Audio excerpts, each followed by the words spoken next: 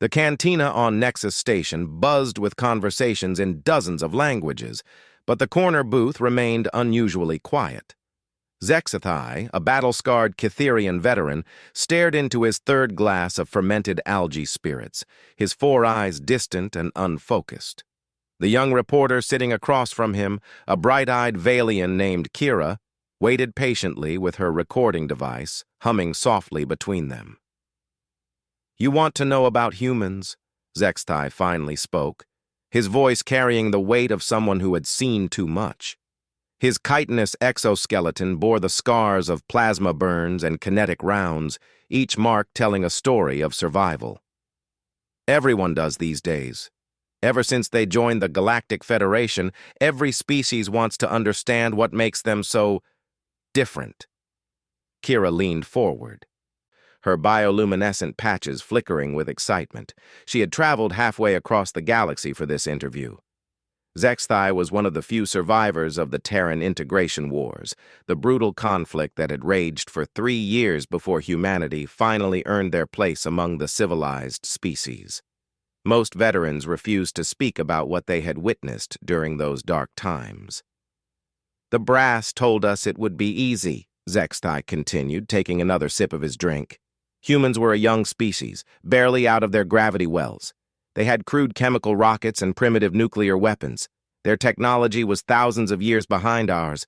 We had plasma cannons that could melt mountains and ships that could fold space. What could possibly go wrong?" The veteran's mandibles clicked together, a sign of anxiety among his species. "I was a squad leader in the 47th Assault Division. Elite troops, or so we thought. We'd conquered 17 worlds in the Outer Rim campaigns. The Zilithians, the Morgani, the crystal cities of Vex Prime, all fell within standard engagement timeframes. Clean, efficient, minimal casualties. That's how civilized warfare worked." Kira's recording device captured every word as Zexathai's voice grew darker. "First contact with Earth was supposed to be a demonstration. Show them our superior technology. Demand their surrender, integrate them into the Federation as a client species. Standard procedure. The humans had established colonies on their moon and the red planet they called Mars. Small outposts, maybe a few 100,000 individuals total. We thought we'd start there." The cantina's ambient noise seemed to fade as other patrons unconsciously moved away from their table. Something in Zextai's tone carried a warning that spoke to primal instincts across species lines. "Admiral Kelvex chose the lunar colonies for our first strike. 2 divisions, 40,000 of our finest soldiers, supported by orbital bombardment platforms. The human settlements looked pathetic through our scopes, pressurized domes connected by surface tubes, like insects in their hives. We expected them to surrender immediately once they saw our ships." Zextai's eyes clouded with memory. Instead, they went silent. Complete radio blackout. Our intelligence officers assumed they were paralyzed with fear. We were so wrong. The veteran paused to drain his glass before continuing. "The first landing wave consisted of 5,000 troops in atmospheric assault pods. Standard shock doctrine. Overwhelm them with superior numbers and firepower before they could mount any meaningful resistance. I was in the third wave watching the feeds from my brothers on the surface. The humans were waiting for them, not with armies or grand battle formations, but hidden in every crater, every piece of debris, every shadow on that airless rock. They had turned their entire moon into a fortress, and we had just delivered ourselves into their trap." Kira's bioluminescence dimmed as she absorbed this information. Every Federation citizen knew the basics of the integration wars, but the details had been classified for decades. "They didn't fight like any civilized species," Zextai said, his voice barely above a whisper. "When Cytherian warriors engage an enemy, we form ranks. We establish firing positions. We follow protocols developed over millennia of warfare. The humans, they fought like predators from some nightmare world." The veteran's 4 arms gestured wildly as he spoke. They used the lunar environment against us in ways we never imagined. Low gravity meant they could leap incredible distances, bouncing from crater wall to crater wall like demons. They had modified their construction equipment into weapons.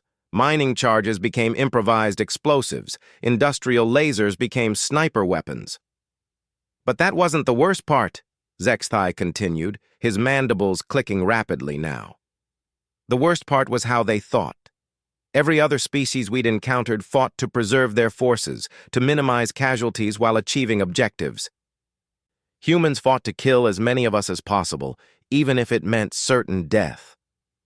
Kira shifted uncomfortably in her seat. The peaceful galaxy she knew seemed to shrink as she listened to the veteran's account. I watched through the tactical feeds as a single human in a damaged pressure suit took on an entire squad of our best soldiers. His life support was failing, his weapon was running low on ammunition, and he was bleeding from multiple wounds. Any rational being would have surrendered. Instead, he detonated mining charges that brought down half a crater wall, burying himself and 7 of my brothers under tons of lunar rock. The cantina had grown noticeably quieter, and Zexthai lowered his voice even further. They called it a suicide attack, but that term doesn't capture the calculated nature of it. This wasn't desperation or madness. It was tactical doctrine. They had planned for this exact scenario. The first wave was decimated within 6 hours, Zexthai said, staring at his empty glass. 5,000 of the Federation's elite soldiers, reduced to scattered survivors hiding in whatever cover they could find. The humans had anticipated our tactics, our weapons, even our psychology. They knew we would hesitate to destroy civilian infrastructure, so they placed their defensive positions inside their own colonies. They knew we valued the lives of our soldiers, so they made every engagement cost us more than we could afford to lose. Kira realized she was holding her breath and forced herself to exhale. How did the second wave fare? Zexthai's laugh was bitter. Admiral Kelvex assumed the first wave had simply encountered unexpected resistance. He authorized a full orbital bombardment of the primary human settlement, followed by deployment of the second wave. 10,000 soldiers this time, with heavy armor support and air superiority. The veteran signaled for another drink before continuing. The humans had evacuated their civilians through underground tunnels we didn't even know existed. Our bombardment destroyed empty buildings while their fighters moved through lava tubes and natural caves beneath the surface. When our second wave landed, they found themselves in the middle of a 3-dimensional battlefield. The humans attacked from above and below simultaneously. They had rigged their own destroyed buildings with explosives, turning our advance into a series of ambushes. They used our superior firepower against us, positioning themselves so that our heavy weapons would cause massive collateral damage to our own forces. Zexthai accepted his fresh drink from a nervous server who clearly recognized the tension at the table. I was in the command center aboard the orbital platform, watching our tactical displays turn red sector by sector. Each blinking light represented a squad of 10 soldiers, elite warriors who had trained for decades, gone dark in a matter of minutes. The humans had weaponized everything, the veteran continued. Construction mechs became walking tanks. Cargo haulers became mobile artillery platforms. They strapped explosives to their maintenance robots and sent them rolling into our formations like metal suicide bombers. Kira's recorder captured every word, but she wondered if anyone would believe this account. Surely your superior technology gave you some advantage. Technology means nothing if you can't bring it to bear, Zexthai replied. The humans forced us to fight in close quarters where our range advantages were meaningless. They had studied our weapons and tactics for months before we even arrived. They knew our plasma rifles needed time to recharge between shots, so they attacked in waves timed to our reload cycles.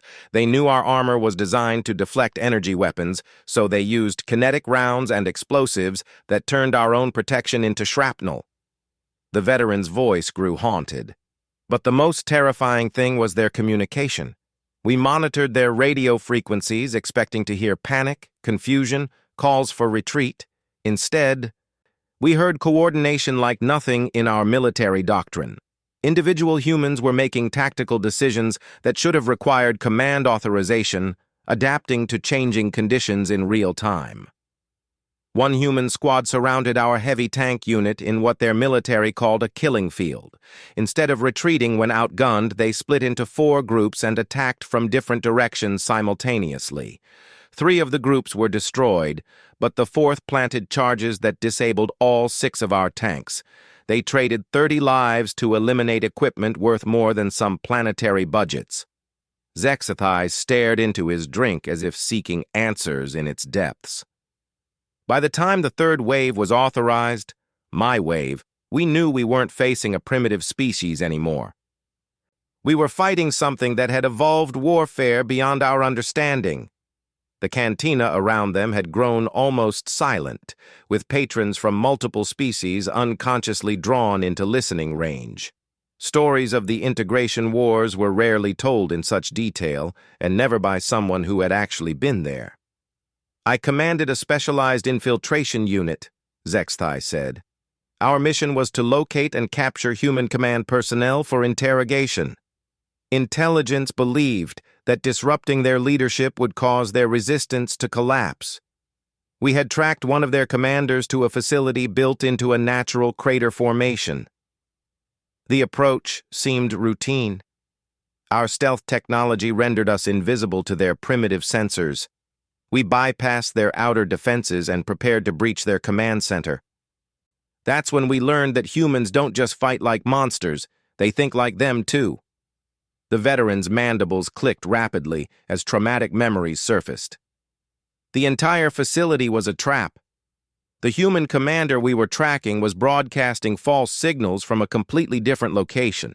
What we thought was their command center was actually a processing plant for their mining operations, rigged with enough explosives to level half the crater.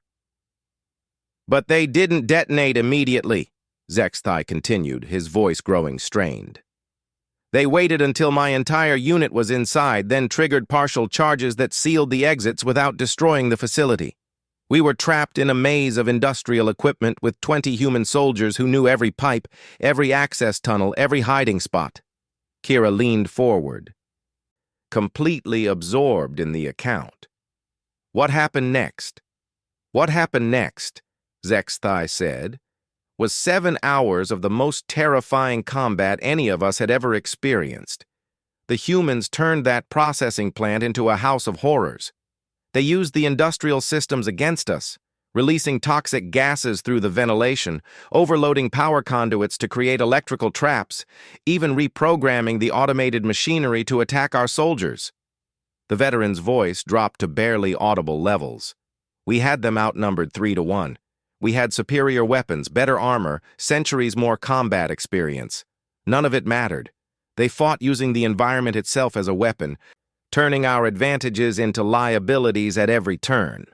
One human soldier, I later learned his name was Sergeant Chen, held off half my unit for 2 hours using nothing but maintenance tools and improvised explosives. He had rigged the facility's artificial gravity generators to create fields of variable density, making it impossible to aim accurately while he bounced between surfaces like some kind of gravity-defying phantom. Zexathai's 4 arms trembled slightly as he spoke.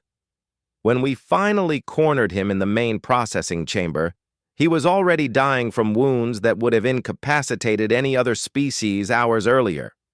His pressure suit was compromised, his weapons were empty, and he was bleeding from multiple plasma burns. He looked at us with those small, forward-facing eyes that every human has, predator's eyes, and he smiled. Then he triggered the facility's emergency venting system, which explosive decompressed the entire chamber into the vacuum of space.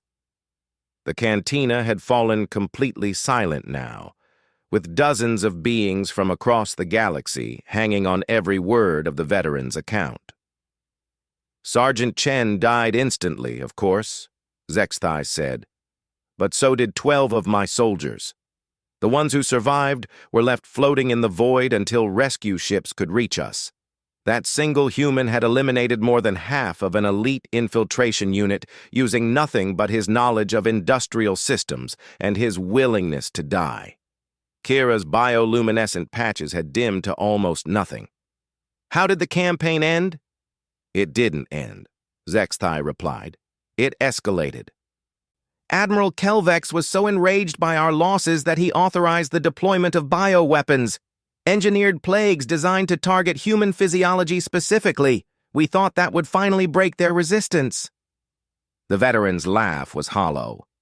Instead, it taught us that humans are just as dangerous when they're dying as when they're healthy.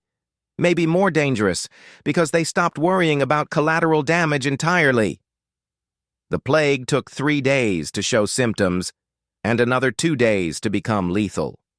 During that time, infected humans became walking weapons.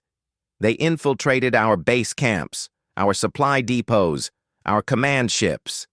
When the plague finally killed them, they had already spread engineered viruses throughout our forces. Viruses they had somehow created in makeshift laboratories while their own bodies were shutting down. Zexthai stared at his reflection in his empty glass. That's when we realized we weren't fighting a species that would surrender. We were fighting a species that would drag us into hell with them rather than admit defeat. Every victory cost us more than we could afford to lose. Every defeat taught them new ways to kill us. The veteran looked up at Kira with eyes that had seen too much. That was just the lunar campaign. Just the first month of a war that lasted 3 years and cost the Federation more casualties than the previous century of conflicts combined. And that, Zexthai said, raising his empty glass in a toast to absent comrades, was when we learned that humans don't just fight like monsters. They are monsters, wearing the faces of a civilized species. Kira sat in stunned silence as Zexthai signaled for another drink. The cantina around them had transformed from a casual meeting place into something resembling a lecture hall, with beings from across the galaxy unconsciously drawn closer to hear the veteran's account. The young reporter's recording device continued to hum quietly, capturing every word of testimony that would reshape how the Federation understood their newest members. The lunar campaign was just the beginning, Zexthai continued, his voice growing steadier as the alcohol numbed old wounds. After 3 months of fighting, we had technically achieved our objective. We controlled the moon's major installations. But it had cost us 47,000 soldiers to defeat a human force of less than 5,000. The veteran's mandibles clicked in what passed for bitter amusement among his species. The Federation High Command declared it a victory in their public broadcasts. They had to, because admitting the truth would have caused panic across 1,000 worlds. How do you tell a galaxy that has known peace for centuries that there's a species out there that treats death as just another tactical option? A server approached their table, clearly nervous about interrupting, but drawn by professional duty. Zexthai accepted his drink without looking up, lost in memories that had clearly haunted him for decades. The humans had been studying us during that first campaign, he said. Every engagement, every tactic we used, every weakness they could exploit, they cataloged it all. When we moved against their Mars colonies, we thought we were applying lessons learned from the lunar disaster. We had no idea they were 3 steps ahead of us. Kira found her voice. What made Mars different? Mars was where they taught us the difference between fighting for territory and fighting for survival, Zexthai replied. The lunar colonies had been research stations and mining outposts. Mars was their first attempt at creating an independent human world. They had families there, children born on that red planet who had never seen Earth. We thought that would make them more cautious, more willing to negotiate. The veteran's 4 eyes focused on something beyond the cantina's walls. Instead, it made them absolutely ruthless. Every human on Mars knew that surrender meant the end of their species' expansion into space. They weren't just fighting for military objectives anymore. They were fighting for the future of their children. Zexthai took a long sip before continuing. Admiral Kelvex had been replaced by Admiral Thane, a more experienced commander who had studied the lunar campaign extensively. Thane understood that conventional warfare wouldn't work against humans. He developed what he called total isolation doctrine, completely surround the planet, cut off all supply lines, and starve them into submission. It should have worked, the veteran admitted. Mars depended on supply ships from Earth for most of their food and manufactured goods. The human settlements were scattered across the planet's surface in pressurized domes, connected by a network of transport tubes, block the supply routes and wait for their life support systems to fail. Kira noticed that other patrons were now openly listening to the conversation, abandoning any pretense of privacy. A Zilithian trader had actually moved to an adjacent table, his auditory organs extended to catch every word.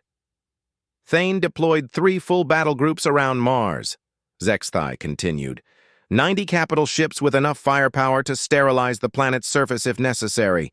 No ship larger than a maintenance pod could approach Mars without being destroyed.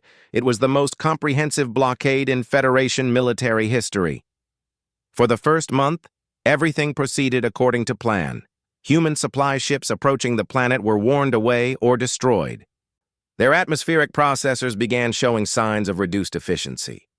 Our intelligence estimates suggested they had maybe 6 months before their life support systems failed completely. The veteran's voice grew dark again. That's when they started launching asteroids. Kira blinked in confusion. Asteroids?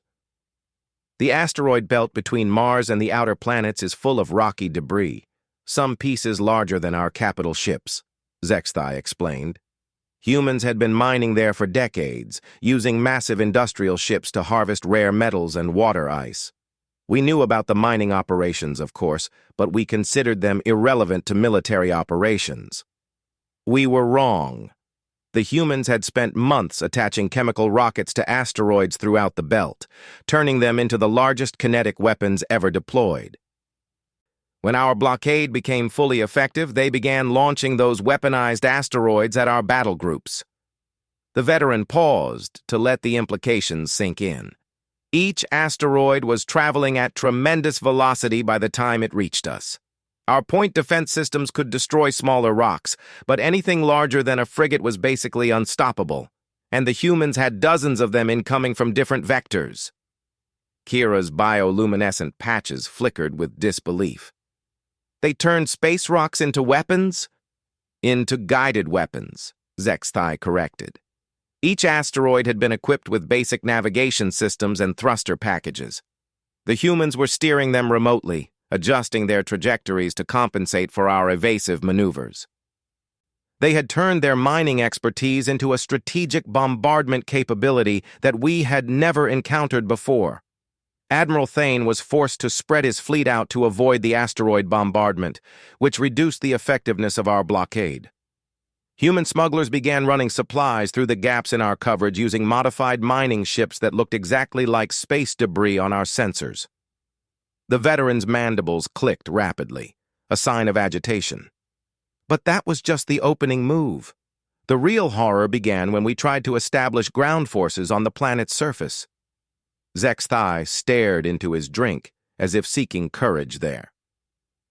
Mars has a much thinner atmosphere than Earth, but it's still thick enough to support atmospheric flight. The humans had built their settlements in a network across the planet's equatorial region, connected by those transport tubes I mentioned.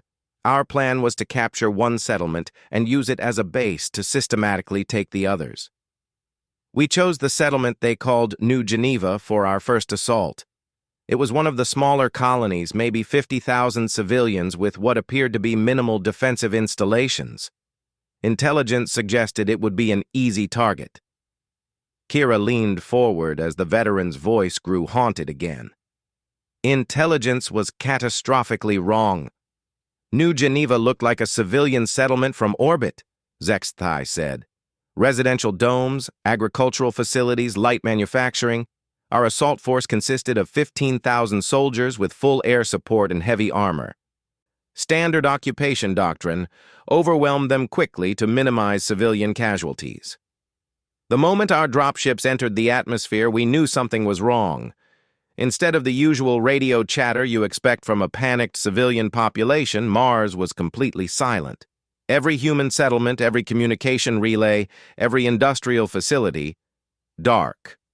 The cantina had grown so quiet that the background hum of the station's life support systems seemed unnaturally loud. Beings from a dozen species sat transfixed as Zexthai continued his account. Our first wave landed in what appeared to be the settlement's main plaza, a large open area surrounded by residential and commercial buildings, perfect landing zone, clear lines of sight, multiple exit routes. Everything by the book. That's when we learned that humans had been studying our military doctrine as thoroughly as we had been studying their technology.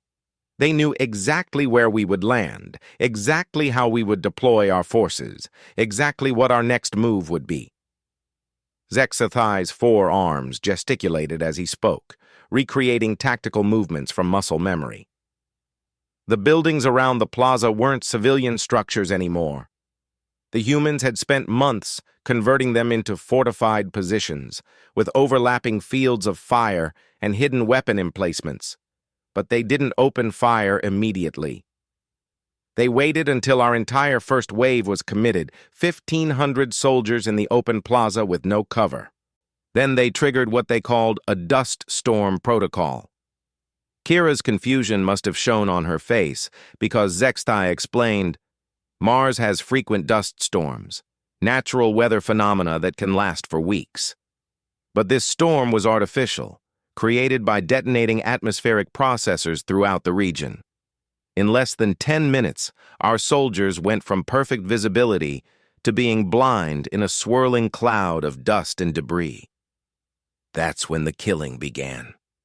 The veteran's voice dropped to barely above a whisper. Humans see differently than most species. Their eyes are adapted for hunting in low-visibility conditions. The dust storm that blinded us was just another tactical environment for them. They moved through that artificial storm like ghosts, picking off our soldiers one by one. Our thermal imaging couldn't distinguish human body heat from the electronic signatures of their weapons. Our motion sensors were useless in the swirling dust. Our communications were jammed by some kind of interference we never identified. We were reduced to fighting an enemy we couldn't see with weapons we couldn't aim. Zexthai took another drink, his movements becoming slightly unsteady as the alcohol began to affect him. But the worst part was the sound. You have to understand, most civilized warfare is conducted at range with energy weapons. Clean, quiet, efficient. The humans were using kinetic weapons, projectile rifles that created massive sonic booms with every shot. In that dust storm, with our vision blocked and our sensors useless, those gunshots became psychological weapons. Every crack of a human rifle meant another of our soldiers was down. We could hear them dying, but we couldn't see the enemy responsible.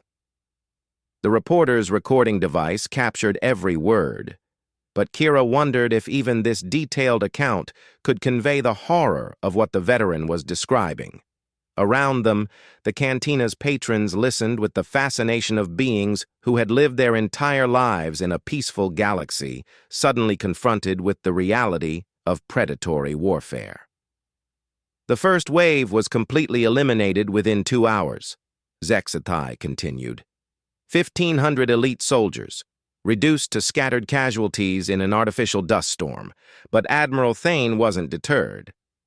He assumed the humans had used their best tricks and authorized deployment of the second wave with enhanced sensor packages. The second wave consisted of 3,000 soldiers with atmospheric support vehicles and mobile command posts, heavy equipment designed to function in adverse weather conditions. Thane was convinced that superior technology would overcome human tactics. The veteran's laugh was bitter. The humans had anticipated that response too. When our second wave deployed, they found the settlement apparently abandoned. Empty buildings, silent streets, no sign of human presence anywhere. Our soldiers advanced cautiously, expecting ambushes around every corner. Instead, they found something much worse. The humans had booby-trapped everything, not with conventional explosives, but with what they called industrial accidents. Buildings rigged to collapse in specific patterns that would channel our forces into predetermined killing zones. Atmospheric processors modified to release toxic gases when triggered. Transport tubes turned into massive pneumatic weapons that could launch debris at lethal velocities. Zexthai's 4 eyes focused on Kira with disturbing intensity. Do you understand what that means? They had turned their own colony into a weapon. Every civilian structure, every piece of infrastructure, every system designed to support life, weaponized against us. But they still weren't done, the veteran said. As our soldiers moved deeper into the settlement, they began finding what appeared to be human casualties. Bodies scattered through the buildings, victims of some kind of chemical attack. Our medics moved in to examine them, thinking we might learn something about human physiology. Kira felt a chill despite the cantina's controlled climate. They were fake? They were real, Zexthai corrected, his voice growing hollow.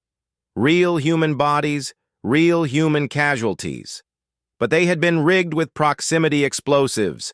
The humans had used their own dead as weapons, turning our compassion for fallen enemies into a tactical vulnerability. The cantina fell completely silent except for the soft hum of life support systems. Even the servers had stopped moving, transfixed by the veteran's testimony. That's when our soldiers began to break, Zexthai admitted. We were trained to fight enemy soldiers, not navigate through the corpses of civilians rigged as booby traps. The psychological impact was devastating. These were seasoned veterans who had fought in dozens of campaigns, and they were refusing orders, abandoning positions, some even requesting immediate evacuation. Admiral Thane declared the settlement militarily irrelevant and ordered orbital bombardment to clear the area for our third wave. We spent 6 hours reducing New Geneva to radioactive slag, then deployed 5,000 soldiers to secure the rubble. The veterans' mandibles clicked rapidly as traumatic memories surfaced. The humans had anticipated orbital bombardment too. They had built their real defensive positions underground in natural cave systems and artificial tunnels that connected the settlements across hundreds of kilometers. When we destroyed New Geneva, we had eliminated a decoy while leaving their actual military infrastructure completely intact. Our third wave found themselves in the middle of a tunnel complex that stretched across most of the planet's inhabited region. A 3-dimensional maze where humans could appear anywhere, strike without warning, then disappear back into passages too small for our soldiers to follow. Zexthai stared at his empty glass with the expression of someone reliving a nightmare. That's when we learned that humans don't just adapt to hostile environments, they improve them. The tunnel system wasn't just transportation infrastructure, it was a fortress built into the planet itself, with supply depots, weapons caches, medical facilities, even underground farms to support a prolonged siege. For 6 months, we fought a war in those tunnels. Our soldiers advancing meter by meter through passages barely wide enough for our equipment, while humans attacked from hidden positions in the walls, the ceiling, even the floor beneath our feet. The veteran looked up at Kira with eyes that had seen too much. That's where we learned the truth about human endurance. Most species can fight effectively for a few hours before exhaustion sets in. Humans kept fighting for days without rest, sustained by stimulants and sheer determination. They turned warfare into a test of will, and they were willing to outlast us no matter what the cost. But the most terrifying thing, Zexthai said, his voice barely audible now, was how they learned. Every engagement taught them something new about our tactics, our equipment, our psychology.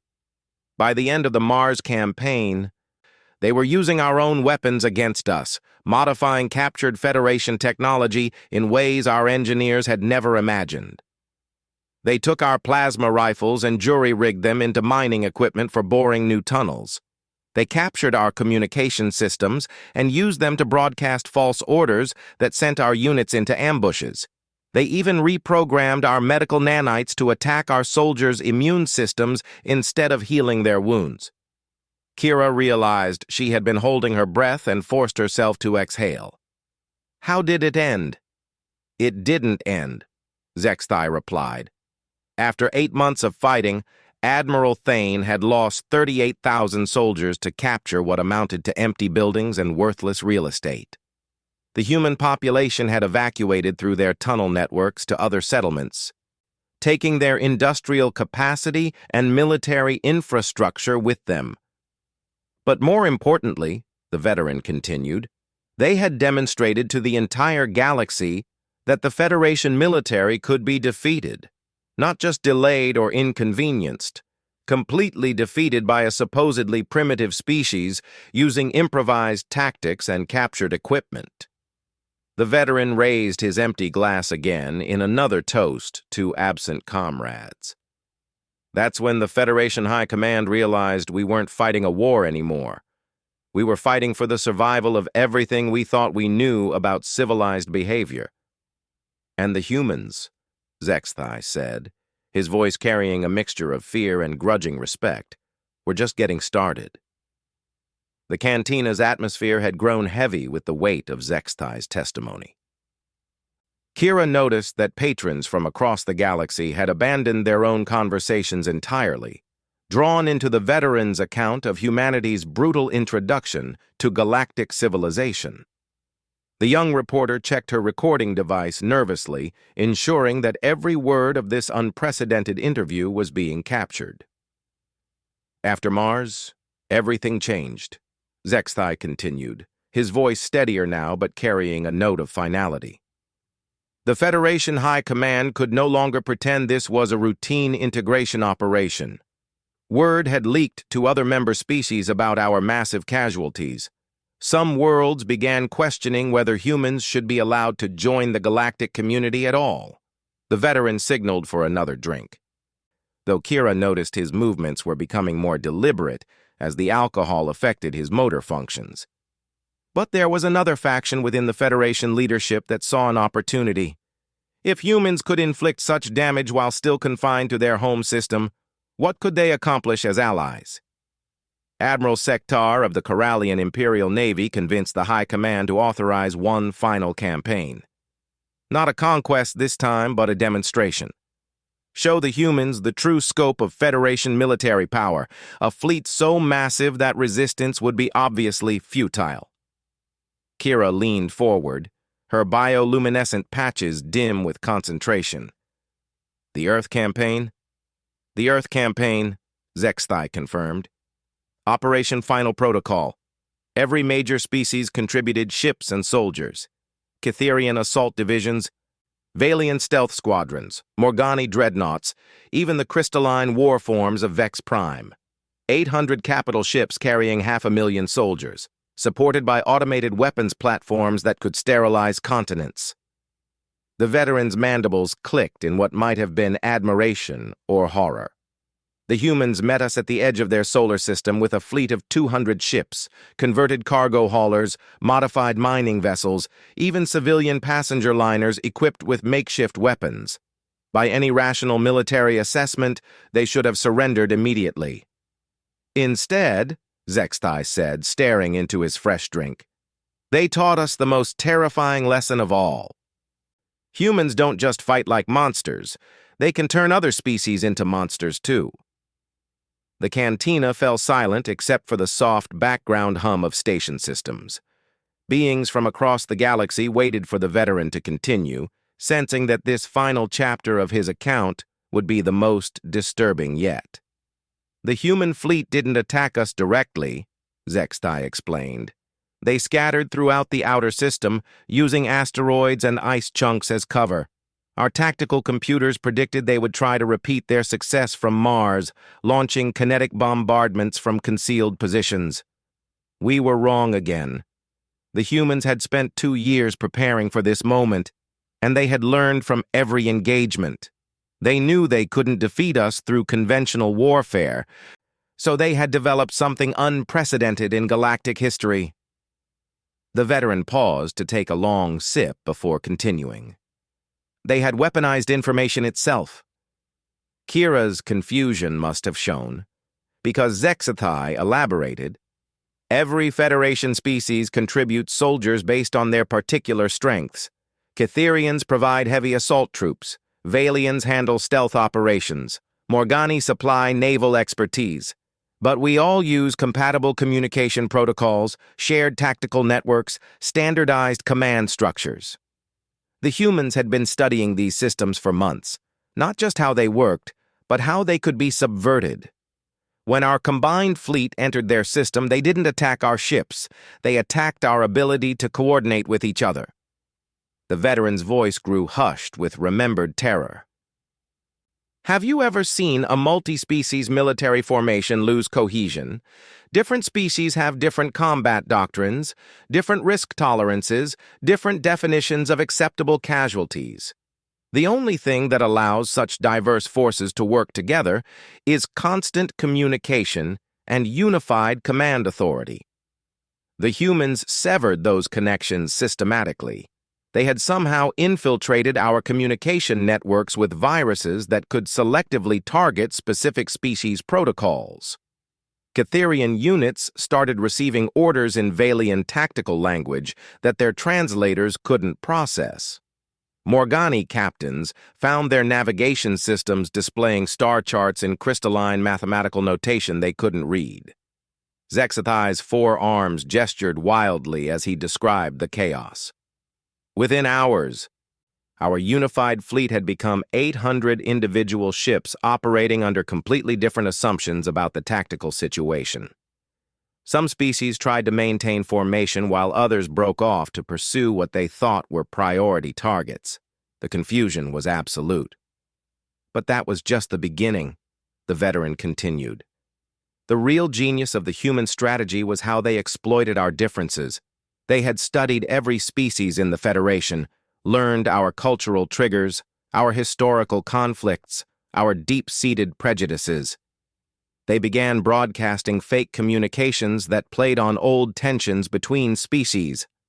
Morgani ships received messages suggesting that Kitherian forces were planning to claim the majority of the glory for themselves. Valian squadrons were told that the crystal warforms were withholding tactical information that could save lives. Kira's bioluminescent patterns flickered with distress. They turned your own alliance against itself? More than that, Zexathai replied. They made us doubt everything we thought we knew about civilized warfare. When species that had fought together for centuries began suspecting each other of treachery, the psychological foundation of Federation military doctrine collapsed entirely. The veteran's voice grew darker. And that's when they began picking us off individually. Human squadrons would appear without warning to attack isolated ships whose crews were too busy arguing with their supposed allies to maintain proper defensive formations. They used our confusion as camouflage, striking targets that should have been protected by overlapping coverage from multiple battle groups. The fighting became increasingly chaotic as commanders lost confidence in their orders and their allies. Some captains began acting independently, pursuing personal agendas rather than strategic objectives. Others withdrew from combat entirely, convinced that they were being set up for betrayal. Zexathai took another drink, his movements now noticeably unsteady. Admiral Sektar tried to restore order by switching to backup communication protocols, but the humans had anticipated that too. They had prepared secondary viruses designed specifically for our emergency systems. Every time we adapted, they were already 3 steps ahead. But the worst part, the veteran said, his voice barely audible now, was how they made us complicit in our own defeat. As the battle progressed and casualty reports mounted, species began blaming each other for tactical failures. Ancient grudges resurfaced, old territorial disputes reignited. I watched through the command feeds as Kitherian and Morgani ships opened fire on each other over a disputed salvage claim in the middle of an active combat zone. Valian stealth units began conducting unauthorized strikes against what they claimed were crystal warforms threatening their flanks. The cantina around them had grown completely still. Beings who had lived their entire lives in the peaceful Federation were confronting the reality that their civilization's unity was more fragile than they had ever imagined. Within 18 hours, our unified fleet had devolved into 8 separate formations pursuing incompatible objectives, Zexthai continued. The humans didn't need to destroy us militarily. They had made us destroy ourselves politically and psychologically. That's when Admiral Sektar authorized the use of planet-killer weapons. If the humans could turn our own alliance against us, he reasoned, then they posed an existential threat to galactic civilization that justified any response. The veteran's mandibles clicked rapidly as traumatic memories surfaced. The planet killer targeting Earth was a Morgani dreadnought called the Void Render. It carried enough firepower to crack a planet's crust and boil away its atmosphere, a weapon of last resort that had been used only 3 times in Federation history. The human response was immediate and absolute. Every ship in their fleet, every defensive platform in their system, every modified cargo hauler and converted passenger liner, all of them converged on the Void Render with the clear intention of ramming it. Kira realized she was holding her breath again. Suicide attacks? Coordinated suicide attacks, Zexthai corrected. Not the desperate actions of individuals, but a calculated tactical doctrine involving their entire remaining fleet. 200 ships piloted by humans who had accepted death as the price of protecting their homeworld. But that wasn't the terrifying part, the veteran said, his voice growing hollow. The terrifying part was that they didn't just sacrifice themselves. They turned their deaths into weapons that could destroy us psychologically as well as physically. The veteran stared into his drink as if seeking courage there. As each human ship approached the Void Render, they broadcast messages to our fleet. Not military communications or propaganda, but personal recordings. Human families saying goodbye to each other. Children telling their parents they understood why this was necessary. Soldiers explaining to the galaxy why they were choosing to die. They wanted us to see them as individuals, not just enemy combatants. They wanted us to understand that every ship we destroyed contained people who had hopes and dreams and loved ones, just like us. Zexthai's 4 eyes focused on Kira with disturbing intensity. Do you comprehend the psychological warfare implications of that strategy? They forced us to witness the human cost of our actions in real time, making every tactical decision a moral crisis for our commanders. Some of our captains refused to fire on the approaching human ships. Others broke formation to avoid participating in what they saw as genocide. The unity of purpose that Admiral Sektar was trying to restore through overwhelming force instead shattered completely under the weight of what he was asking us to do. The cantina had grown so quiet that individual breathing patterns from different species were audible.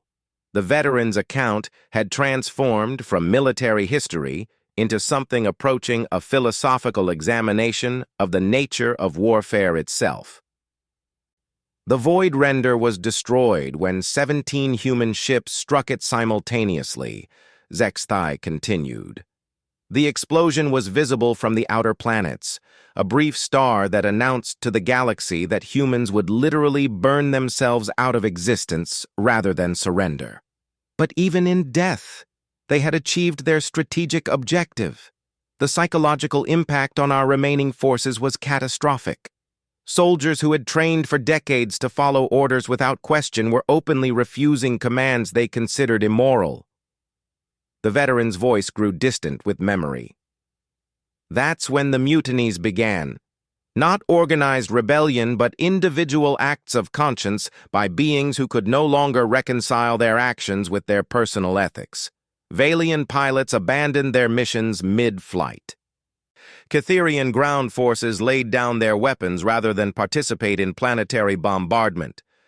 Admiral Sektar found himself commanding a fleet that was dissolving from within, not because of enemy action, but because the humans had forced us to confront the moral implications of our own military doctrine.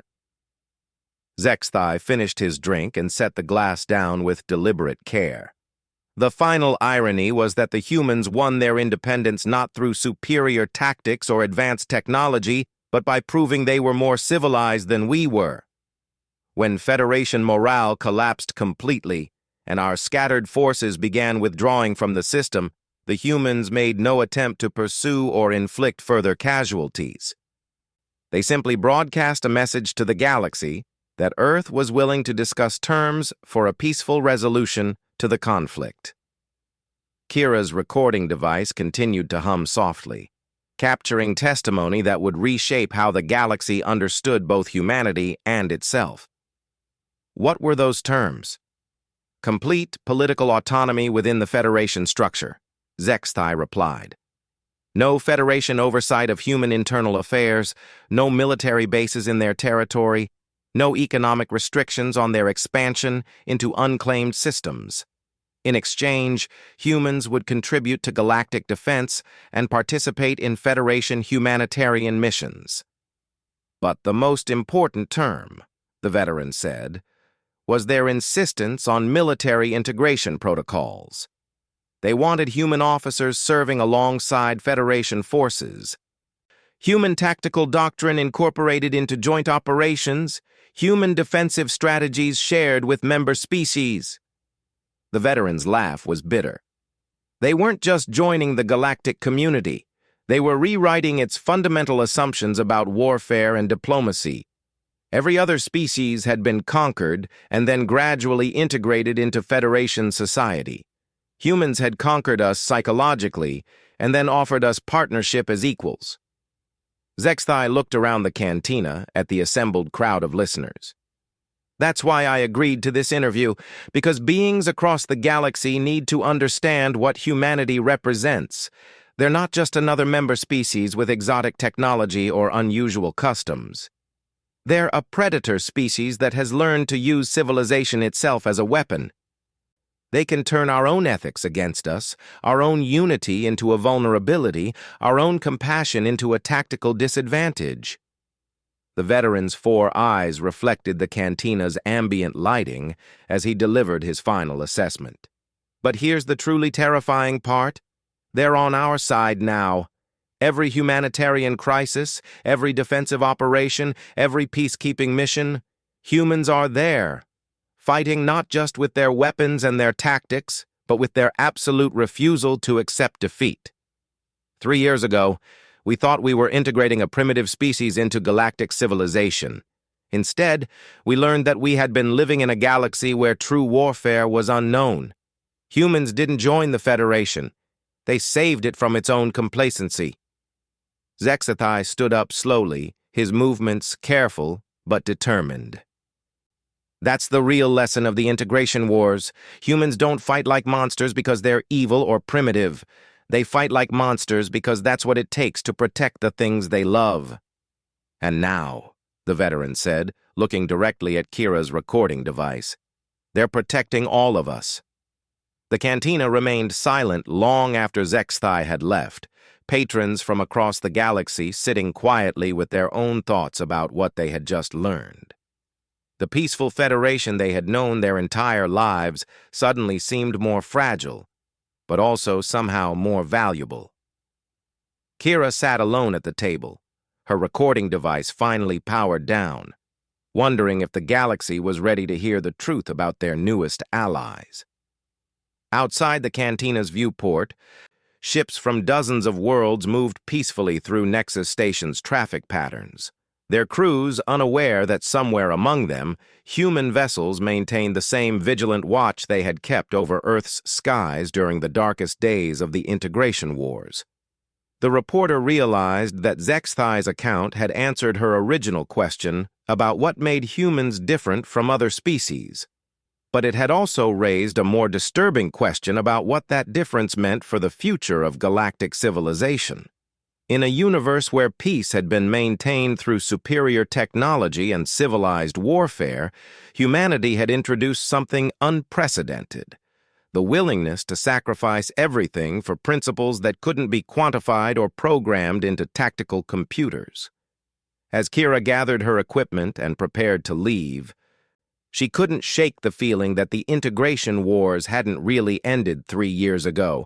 They had simply evolved into something far more complex and potentially transformative than anyone in the Federation fully understood. The humans were no longer fighting for their independence. Now they were fighting for the soul of galactic civilization itself, one peaceful mission at a time.